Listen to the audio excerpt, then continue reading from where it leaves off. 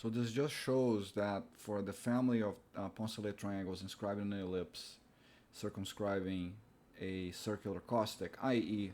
of a fixed incircle, the phenomenon that we described before, that the foci of the x3 loci were on either one of the major and minor axes of the outer ellipse, okay, for whichever C you choose. For example, you can choose it there, there, there.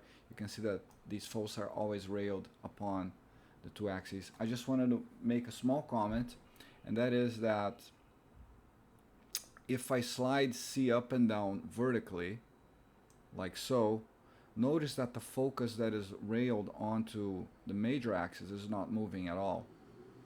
Whereas if I now slide C horizontally, that is to say parallel to the major axis, the bottom focus that is railed onto the minor axis doesn't move. So what we're saying here is that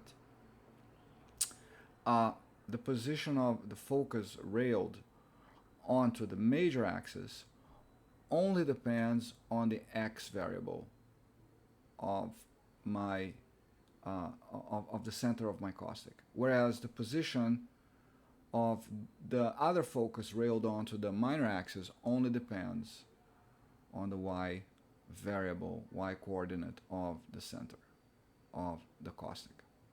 So if I slide this guy this way, you can see that that focus there, keep your eye on that focus there, stays put as I slide C horizontally, whereas this focus here stays put if I slide C vertically. Okay, so that's all I have. See you on the next video.